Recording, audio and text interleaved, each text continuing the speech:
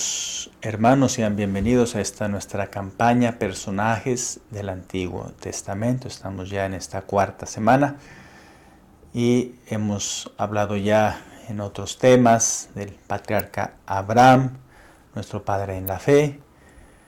Hemos hablado de Agar, aquella mujer también que fue sierva, fue esclava y con la cual Dios también ayudó a ella en su dificultad, en su crisis, en su problema. Y la semana pasada hablamos ya del patriarca Jacob, aquel personaje también importante que luchó con Dios y también pues Dios derramó en él mucha bendición, mucha protección. Y ahora en esta cuarta semana vamos a hablar del patriarca Moisés. Ya es muy conocido, muchos han visto películas, documentales, han ido a hablar mucho de él en la Antigua Alianza. Y bueno, quiero también un poco más pues desentrañar este personaje tan importante que pues es parte de la historia de nuestra salvación. Está en el libro del Éxodo, es uno de los libros del Antiguo Testamento, después del Génesis. Tenemos este libro del Éxodo, que significa narra la historia de Moisés. También el libro del Deuteronomio, aquellos que son más estudiosos de la Sagrada Escritura, en la Antigua Alianza, Antiguo Testamento, vemos ese libro del Deuteronomio que nos habla de Moisés. El libro de los Números también, bueno, tantos libros que hay por ahí que nos narran este personaje, pero más me quiero enfocar en el libro del Éxodo, que pues cuenta la historia de Moisés. Moisés, el Dios liberador de los oprimidos. Sabemos ya por la escritura cómo el pueblo elegido estuvo esclavizado en Egipto mucho tiempo y clamaron a Dios, gritaron a Dios en su necesidad, en su esclavitud, y como Dios envió a Moisés a cuidar, a liberar, a guiar, a sacar este pueblo de la esclavitud de Egipto. Para Israel es Moisés el profeta sin igual por el que Dios liberó a su pueblo. Selló con él la alianza, le reveló su ley. Es el único al que juntamente con Jesús da el Nuevo Testamento el título de mediador. Entonces sabemos, claro, es un personaje principal, uno de los más grandes, de los más importantes, claro, con Abraham, nuestro padre en la fe, pero también Moisés, sabemos, es mediador. Guió a su pueblo de la esclavitud, sacarlo a la tierra prometida. No pudo entrar, sabemos, el que entró fue Josué, pero él fue, claro, parte importante, pieza clave en la liberación del pueblo elegido hacia la tierra prometida. Pero al paso por la mediación de Moisés, su siervo fiel, Dios entrega la ley al pueblo de Israel, es decir, los 10 mandamientos. Pero a todos los hombres los salva por la mediación de Cristo Jesús, su Hijo. La ley nos fue dada por Moisés, claro, sabemos ya, dice el evangelista San Juan, pero la gracia y la verdad nos han venido por Jesucristo, el Hijo de Dios. Este paralelismo de Moisés y de Jesús pone en evidencia la diferencia de los dos testamentos. Vemos por un lado, en el monte Sinaí, Moisés entrega los 10 mandamientos.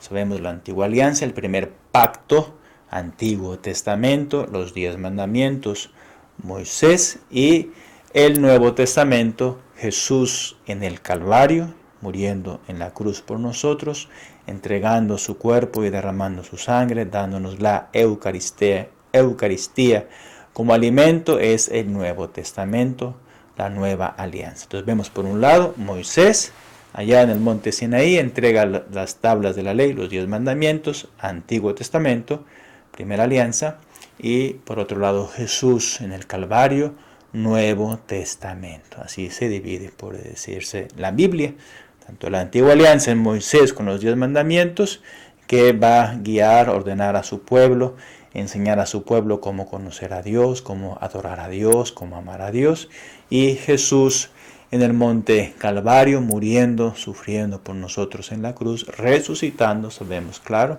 también pues nos va a llevar en su nueva alianza, su nuevo testamento, en su sangre, a la tierra prometida que es el cielo. Un primer apartado, quiero hablar de Moisés como servidor y amigo de Dios. La vocación de Moisés tiene una larga preparación providencial.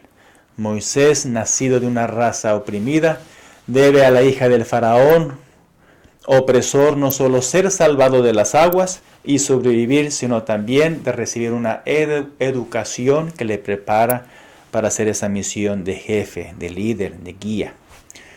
Sin embargo, ni la sabiduría, ni el poder, ni la reputación así adquiridos bastan para hacer de él el libertador de su pueblo. Tropieza incluso con la mala voluntad de los suyos y tiene que huir al desierto. Dios se le aparece, se le revela a la vez su nombre y su designio de salvación. Le da a conocer su misión y le da la fuerza para desempeñarla. Dios estará con él. Entonces vemos por un lado, Dios claro se crió, se educó en Egipto con la hija del faraón y todo eso, pero luego al final tuvo que huir de ahí. Y es ahí donde Dios se le revela en esa zarza ardiente y ahí pues le manifiesta su misión de ser el liberador de su pueblo.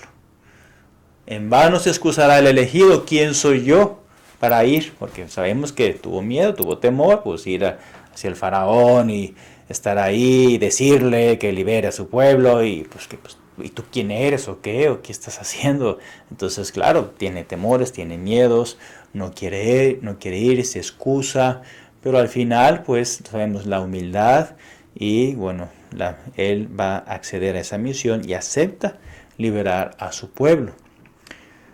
La humildad que en un principio le hace vacilar ante un empeño tan pesado, le ayudará luego a desempeñarlo con una suavidad sin igual a través de las oposiciones de los suyos.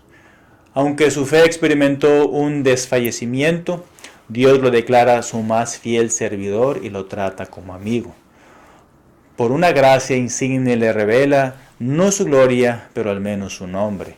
Hablándole así desde el interior de la nube, lo acredita como jefe de su pueblo. Entonces Moisés, claro, fue preparándose, tuvo dudas, tuvo preguntas, tuvo temores, pero al final pues Dios le revela su amor, su misericordia y lo prepara para esa misión de ir a Egipto a liberar, de hablar con el faraón, de decirle: el Dios de nuestros padres, de Abraham, de Isaac, de Jacob, quiere liberar a su pueblo, sacarlo de esa esclavitud en la cual está oprimido, sometido por tanto tiempo, y guiarlo a la tierra prometida. Entonces es un Dios que realmente está interesado en esa salvación, esa liberación de su pueblo, y elige en Moisés a su servidor, a su siervo. Y claro, pues sabemos cómo el Señor, cómo lo fue guiando, lo fue preparando, lo fue amasando hasta ser ese jefe, ese grande libertador. En un segundo apartado vamos a ver en Moisés el libertador y mediador de la alianza. El primer acto de su misión de jefe es la liberación de su pueblo. Liberación, Dios es liberador y quiere liberar, quiere sacar, quiere llenar, no de esclavitud, no de opresión, no de miedo, no de tristeza a las vidas de los hombres, sino liberarlos por medio de su gracia, de su amor, de su amistad, del cumplimiento de la ley. Y es ahí como el Señor se desborda, se deja guiar, se deja conquistar por las vidas de los hombres. Quiere llenarnos con su presencia. Dios quiere liberar a cada ser humano de la esclavitud. Moisés debe poner fin a la opresión que impide a Israel tributar culto al Dios que el faraón se niega a reconocer. Para esto debe Dios mostrar su mano poderosa, hiriendo a los egipcios con golpes reiterados. Entonces vemos ahí por medio claro de las plagas que después Dios va a enviar, pues va a aflojar y ir preparando al faraón para que al final acceda con esa petición de sacar a su pueblo de Egipto. Moisés es el artífice de estas calamidades que manifiestan el juicio divino. En el momento de la última plaga, todavía bajo las órdenes de Moisés, lleno de la sabiduría de Dios, celebra Israel la Pascua. Luego todavía por la mano de Moisés conduce a Dios a su pueblo a través del mar que ahoga a los perseguidores. El primer objetivo del Éxodo se ha logrado. En el Sinaí ofrece Dios el sacrificio que convierte a Israel en el pueblo de Dios, sellando su alianza con él. Entonces, claro, por medio de las plagas, pues al final el faraón va a acceder. Con la muerte de los primogénitos en Egipto, pues van a decir, ya, váyanse, ya, no aguanto más, es demasiado.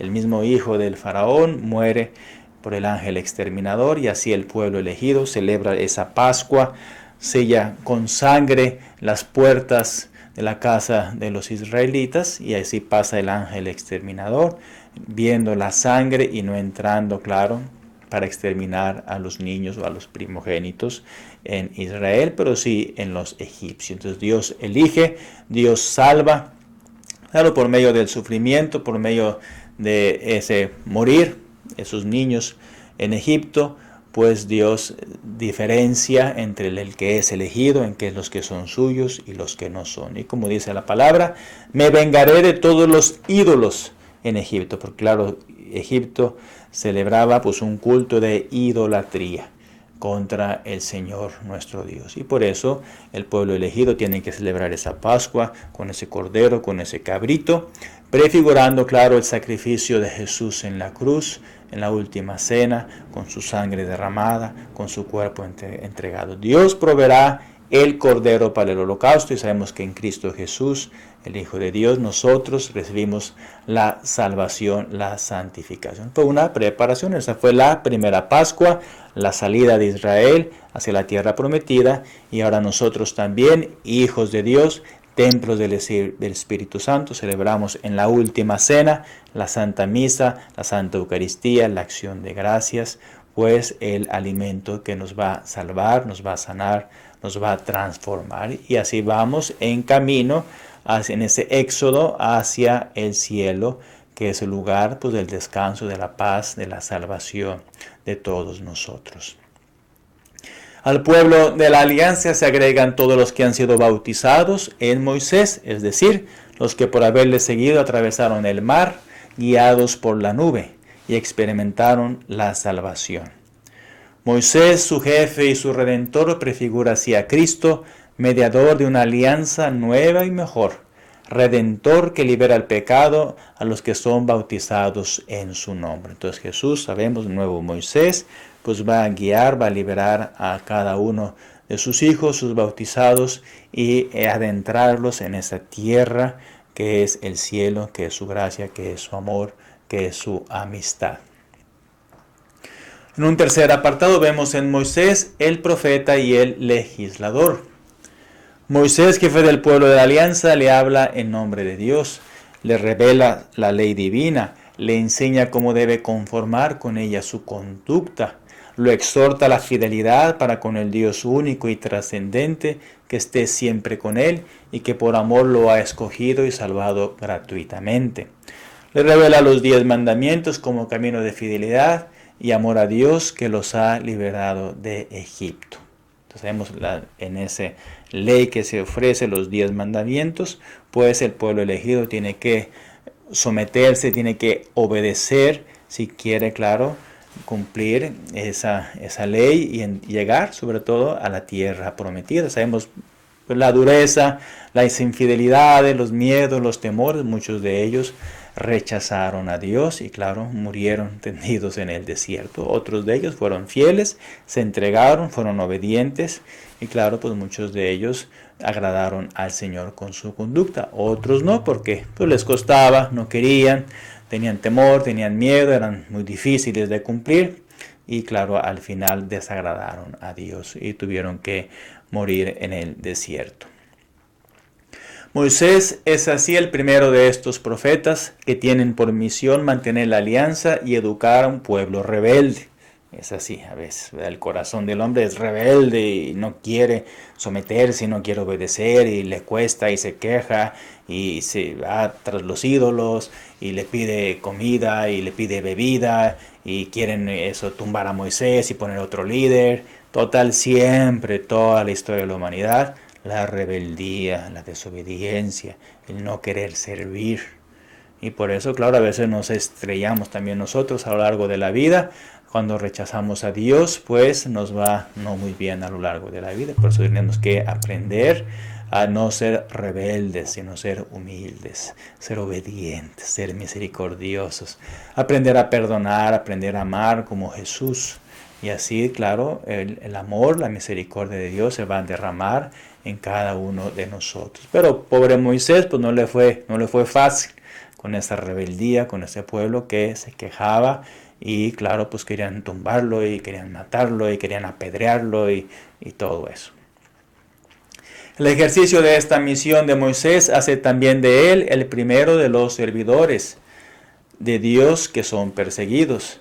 A veces se queja de ello a Dios. ¿Acaso he concebido yo a este pueblo para que me digas, llévalo en tu seno, como la nodriza lleva al niño que amamanta? La carga es demasiado para mí. Un día abrumado por la infidelidad de su pueblo, se queja ante Dios por la infidelidad del pueblo elegido. Entonces vemos a veces pues también las vidas de tantos hombres, tantas mujeres, tantos matrimonios, pues se quejan. Ay, ¿para qué esta vida? Ay, ¿para qué este hombre que me has dado? Ay, ¿para qué estos hijos tan rebeldes, tan desobedientes?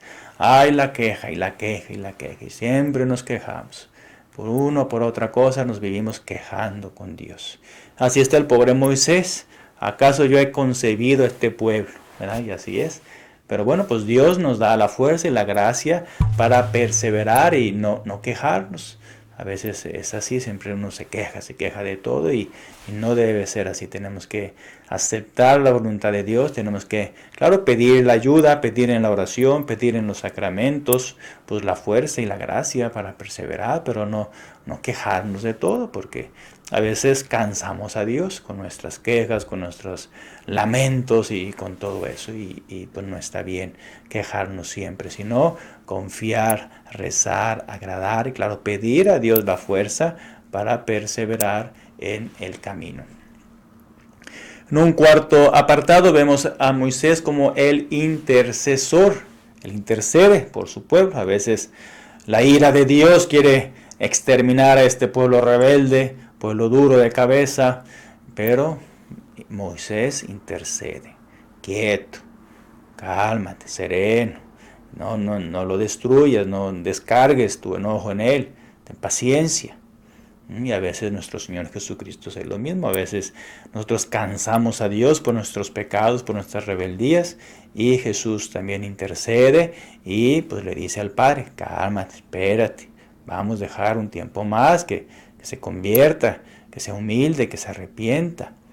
Y a veces es así también la figura de Moisés. Tiene que interceder para que el pueblo no sea exterminado. Moisés es especialmente admirable en su papel de intercesor por su oración. Asegura a Israel la victoria de sus enemigos y le obtiene el perdón de sus pecados. Lo salva así de la muerte interponiéndose ante la ira divina. Perdona su pecado, si no, bórrame de tu libro. Con esta ardiente caridad esboza los rasgos del siervo doliente que intercederá por los pecadores cargando con sus faltas. Prefigura también al profeta semejante a él cuya venida anuncia. Esteban recordará esta predicción y Pedro lo proclamará realizado en Jesús. De este profeta por excelencia da Moisés testimonio en la Escritura. Por eso se halla a su lado en la transfiguración. ¿Se acuerdan? Cuando Jesús es transfigurado en el monte Tabor, ahí aparecen en oración Moisés y Elías. Entonces vemos ahí Moisés por las tablas de la ley, por esa fidelidad, por ese amor, por esa entrega que tuvo en esa misión que Dios le confió de sacar a su pueblo de Egipto y llevarlo a la tierra prometida. Pues también ahí tiene esa gracia de estar en ese momento con Jesús en la transfiguración. Pero ahora Cristo, nuevo Moisés, rebasa la ley dándole cumplimiento. No he venido a abolir la ley, a quitarla, sino a llevarla a su plenitud, llevarla a su plena realización, llevarla a su cumplimiento. Jesús, el Hijo de Dios, el nuevo Moisés. Él, habiendo cumplido todo lo que estaba escrito de él en la ley de Moisés, fue resucitado por su Padre a fin de dar el Espíritu Santo a los hombres. Entonces vemos ahí qué hermoso, Jesús, el nuevo Moisés, que perdona nuestros pecados, perdona nuestras rebeldías, nuestras durezas, nuestras infidelidades, y claro, nos va a llevar a esa tierra prometida que es el cielo, que es el descanso, que es la recompensa en todas nuestras luchas, en todas nuestras dificultades a lo largo de la vida. Ya en un quinto apartado, también Moisés tuvo la gracia, se podría decir, de ver, de estar, como se dice, esa cara a cara con Dios. O sea, tal vez no ver su rostro, lo que es la esencia de Dios, porque no podemos ver lo que Dios es. Ningún mortal, ningún ser humano puede ver lo que Dios es, pero sí, pues le da probaditas, le da consuelo, le da experiencias, y que realmente, pues, por ser su amigo, pues Dios le da esos premios. El rostro de Dios es mortalmente temible para el hombre a causa de su pecado. Claro, por ser pecadores, por ser débiles, no podemos ver Dios lo que es, ¿verdad? Su esencia, su amor, su gracia, su magnificencia, todo su plenitud. No podemos porque somos pecadores, somos criaturas. Dios está en otro nivel, es creador, es padre, pero claro, quiere derramar su gracia, su amor en nuestros corazones, en nuestras vidas. Por eso, a ser pecadores, a ser criaturas, no podemos mirar ya la esencia de Dios, el rostro de Dios así. Pero ya en la otra vida, si somos dignos de entrar, ahí sí, por toda la eternidad, vamos a contemplar la gloria de Dios. Pero eso es allá, si somos dignos de entrar al cielo. Aquí en esta vida, que vamos en nuestras luces y sombras, en nuestras luchas, en nuestras batallas, pues vamos todavía experimentando las pruebas. Pero sabemos que Dios da su gracia a sus hijos, a todos nosotros. También a Moisés lo admite como su amigo. Moisés y Elías están en ese contacto directo. Pero el mismo Moisés no pudo ver a Yahvé, sino solo sus espaldas. Cuando Moisés le dijo, déjame ver tu gloria, le dijo, ahí está el pasaje, déjame ver tu gloria, quiero contemplar tu gloria, mi Dios. Le dijo, no, mi rostro no lo puedes ver, vas a ver mis espaldas. Entonces ahí como pues Dios se manifiesta y claro, no pudo ver ese rostro, pero sí al menos la espalda, como dice la palabra. Moisés desea ardientemente ver el rostro de Dios. Aprende cómo se ve a Dios, seguir a Dios a donde quiera que Él conduzca. Eso es precisamente, es ver a Dios, seguirlo con la fidelidad, con el amor, con la humildad, con la paciencia, en las pruebas de la vida. En el rostro de Cristo hizo Dios irradiar para nosotros su rostro y nos ha otorgado su favor. En efecto, en este rostro resplandece la gloria de Dios. La gloria de la transfiguración es un signo de que en Jesús Dios mismo se deparó una fisonomía y de que en Él se mostró el rostro que nadie ha visto nunca. Quien me ha visto a mí, ha visto al Padre. Es un rostro humano, escarnecido, velado, desfigurado, pero es la efigie de la sustancia divina. Entonces vemos ahí claro en Jesús resucitado, Jesús crucificado, en quien me ha visto a mí, ha visto al Padre, pues ese es el camino. Yo soy el camino, yo soy la verdad, yo soy la vida. Nadie va al Padre si no es por mí. Entonces, claro, si queremos ver la gloria de Dios, queremos contemplar el rostro de Dios, mis hermanos, pues hay que buscar en Jesús. Hay que buscar a Jesús, pedirle a Él que nos muestre la gloria del Padre. Y claro, Él nos va a guiar, nos va a enseñar el camino. El cristiano, por haber visto la gloria de este rostro, gracias al Espíritu Santo que habita dentro de nosotros, queda iluminado, queda transformado, no como el rostro de Moisés, como una manifestación pasajera, sino como una irradiación de vida y de salvación. Todos nosotros que a cara descubierta reflejamos como en un espejo la gloria del Señor. Nos transformamos en la misma imagen, cada vez más gloriosa, como conviene a la acción del Señor que es Espíritu. Esta gloria de Dios es en el rostro de Cristo, es la que el servicio del Evangelio hace irradiar sobre todas las vidas de los hombres. Entonces vemos por el rostro de Cristo resucitado, todos nosotros, al ser bautizados, a ser hijos de Dios, caminantes en esta vida, también somos iluminados, somos transformados, somos irradiados, llenos de esta gracia, de esta amistad que nos viene con Jesús.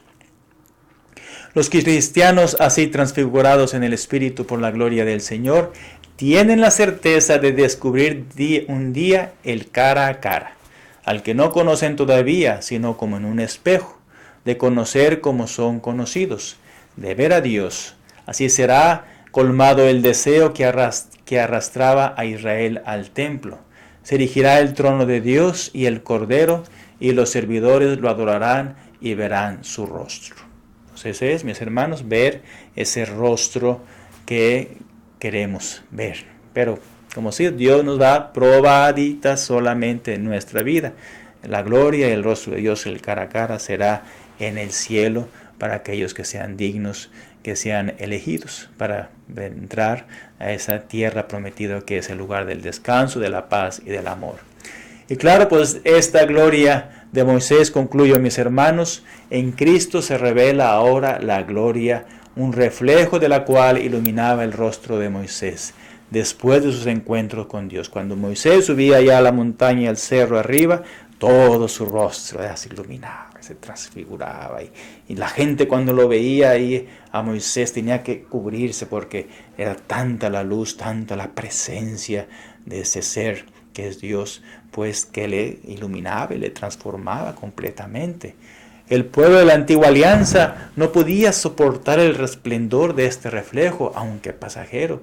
Por eso Moisés se ponía un velo sobre el rostro. Sabemos en la película se ve, ¿no? Cuando se ponía ese velo y ahí él bajaba de ese lugar, de esa presencia. Pues es también nosotros, al participar en la comunión con Jesús, en la oración, en los sacramentos, en las alabanzas, en la adoración al Santísimo, pues experimentamos también esa presencia, esa paz, esa tranquilidad, esa armonía, ese orden en nuestra vida, entre nuestra mente, nuestro corazón, nuestras palabras, nuestro comportamiento, pues ya participamos de esa paz, de esa luz, de esa presencia. Pero claro, primero hay que luchar, hay que negarnos a nosotros mismos y así poder participar también, claro, de esta gloria, de esta presencia, de esta luz, de esta paz que Dios da a sus hijos, a los que le aman y le son fieles.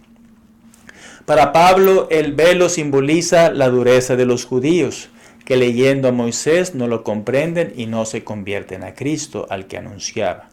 Porque los que creen verdaderamente en Moisés, creen en Cristo y su rostro.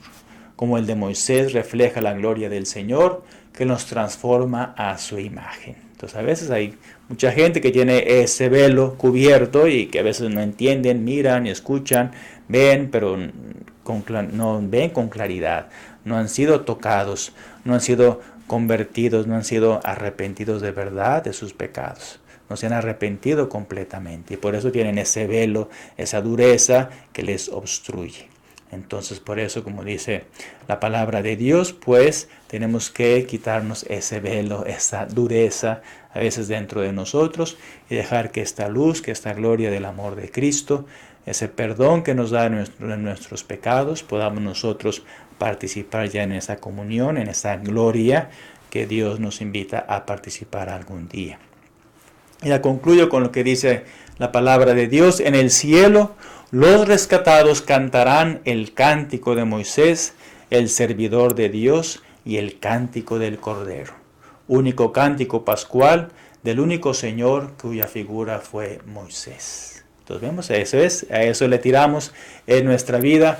Aquí al final podamos, claro, participar de esa comunión, de esa presencia, de esa gloria que será en el cielo, que serán las bienaventuranzas, que será el cara a cara, el ver a Dios por toda la eternidad. Pues pidámosle al Señor, así como Moisés cumplió esa misión, aunque fue difícil, no fue fácil para él, pero fue fiel y se entregó y hizo siempre lo que a Dios le agradaba y por eso Dios, claro, también le dio pues su presencia, su amor, su amistad, para que también nosotros a lo largo de nuestra vida nos entreguemos a Jesús, el nuevo Moisés, el Hijo de Dios, en la cual va a perdonar, nuestros pecados, nuestras miserias, nuestras debilidades, nos va a llenar de su gloria, de su amor, de su gracia, y así poder, claro, participar algún día, si somos dignos, de la gloria eterna en el cielo.